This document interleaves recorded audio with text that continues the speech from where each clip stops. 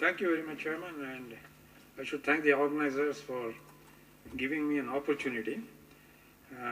But I should have two caveats here. One, first of all, most important, my biodata that you have got it is entirely needs revision. I'm no more with NMF, I'm no more with CII, I'm no more with the Ministry of External Affairs, with nobody. I'm just standing with IDSA consulting fellow. That's the only thing. That's a very old one. I never revised because I never need to give my biodata to anybody. But fortunately, I think they took it from somewhere and put it in. So my apologies for all those things that it says about me there. They are not all true. The second thing is this. Please pardon me, it's a little bit unstructured because Vinod told me about sometime only last week. I was in Bombay and my colleagues were doing some work on peaceful use of nuclear energy. He said, look, would you do something? I said, I had done something. So he said, why don't you make a presentation? I said, I will do that. And I was trying to prepare it till the last minute. So there may be one or two gaps for which I hope I will fill it up later on. Thirdly, I have not been doing much of historical study on this thing. My interest in this came as a result of my involvement with various IAEA. What are the safeguards? How do they approach that? And plus, of course, the domestic laws of United States and Russia and others on nuclear transfers. So all those things I brought in this subject on the structural, how it goes. Now, international nuclear cooperation, to some extent, is influenced and determined by three factors. One is the domestic laws of that country. If they don't allow it, there can be no international cooperation from that country to any other recipient. For instance, the US Atomic Energy Act, I mean, it has been undergone a lot of revision, 1946, 48, 54, 78, and 98, and so many things, but something like that. The second one is international conventions, but since I think this conference is still NPT, those two are not relevant, the Zanger Committee and post-NPT, the NSG, etc. The third one is the safeguards requirements, which have been preceding the NPT itself. So these are the three factors which, to some extent, determine and influence what sort of nuclear transfer takes place and to whom it takes place. There's another fourth factor that comes in, which is sometimes it's like a feedback loop, which I shall come to later on, how these gets altered by some recipients, okay? That I shall come to later on. Now, to say this was which is the most important, since US has been one of the major, partners in international cooperation in nuclear transfers to a lot of countries, and it is called the Section 123 Agreement, which in India very familiar with because of the Indo-US nuclear deal that used to be beaten up and whacked all the time. Now, it's a very old section. The original 1959, in 58, I'll explain to you, 1959 till it got amended in 1978 was very simple. It had only three conditions: that the proposed agreement will not be used for atomic weapons. It did not say peaceful nuclear or nuclear. It said peaceful purposes. It said it should not be used for atomic weapons. Secondly, the president has to approve the authorization of the proposed agreement. That's all he had to do. Till 58, there was no requirement of a reference to the US Congress, provided he made this determination. In 59, Section 123C at the time was added, which said he has to refer to the Congress. It was very straightforward and simple. He will not develop an atomic weapon. The president should determine that it is not detrimental to US national security, and the US Congress to approve it. These were the conditions under which we got about 30 tons of heavy water, 20 for earlier and then for Cyrus. Okay? There's no requirement of safeguards in that time or the 123 agreement. It was all part of the bilateral agreement, said both the countries agree that it shall be put on international safeguards. Section 123 was amended in a major way in 1978. They took out the old 123 completely and added a complete new 123 section. And it had two major requirements which are not present. One was, in case of non-nuclear weapon states, because post-NPT, that IAEA safeguards must be applied on all peaceful nuclear activities. There is a full scope safeguards, which, as you know, India didn't have, and which led to the US stopping the supply of fuel to Tarapur. So the first time they asked for full scope safeguard. The second one was they removed the requirement that it shall not be used for atomic weapon, since this was a post-NPT and NPT had mentioned about explosive devices, they said the cooperative party should not detonate a nuclear explosive device. Whether it's atomic weapon or peaceful, it didn't matter. It should not be a nuclear explosive device. These were the two major changes that were made in the 1978 to the Section 123 Act. And Section 123, as you know, was subsequently amended by the Henry Hyde Act just to accommodate these two conditions for India. Except the fourth one, there's still debate whether it applies to India or not, but certainly the earlier one, which said about full scope safeguards, that was removed in case of India. Now then we come to, then other countries also had similar. The Russians underwent a number of changes in the domestic presidential directives on under what conditions they can transfer, what are the requirements, etc. In some cases they were slightly what you call stricter than the, in fact even NSG or the full scope safeguards. But I have not discussed that because of time limitation. Then the IAEA, we come to the IAEA had its first safeguard INFCIRC 26, which was for 1961, which said under what conditions IAEA will be a party to a transfer or will apply safeguards in case it is requested to do so by a supplier and a recipient. And this was very straight. Initially it was only for research reactors because those were the ones that are being transferred quite forcefully in those days. The first power reactor came much later than the transfer of first research reactor.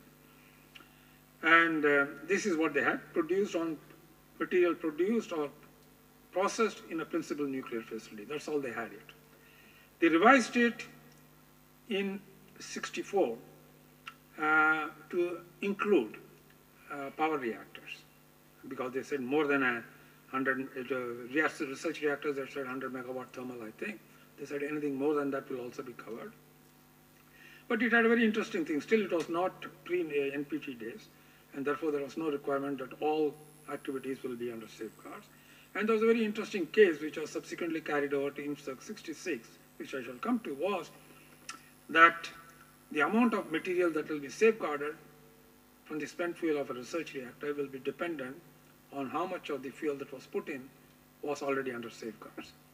So which is a very interesting thing because it said if it was less than 30%, only that much proportion of the spent fuel will be put under safeguards, not the rest. Will be. This was carried out into INFCIRC 66, which I shall come to. Okay. The INFCIRC 62 was much later, and it now applies to all safeguards in non-NPT signatory countries.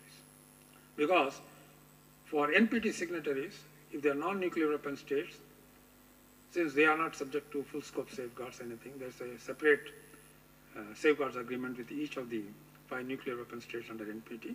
And for all the non-nuclear weapon states, now the current one is INFCIRC 153, which requires all facilities to be put under safeguards. Now this has some implication later on. What happened was this. As I said, this is the major thing under which takes place. The evolution has been to some extent dictated by some of the past transfers that have taken place and the past experience of the international community with such transfers. In 1962, for instance, when there was the Argentina and Germany had INFCIRC with Atucha reactor, it was very simple. What would be safeguarded would be the nuclear material that was supplied, the nuclear material that is being produced or will be produced by the use of the material, the pursuit clause, and the nuclear material that has been substituted. It's very quite simple. Only the nuclear material that was supplied, the facility that was supplied, anything that was produced in the facility, anything that was produced by the use of the material produced in the facility. It was very straightforward, nothing.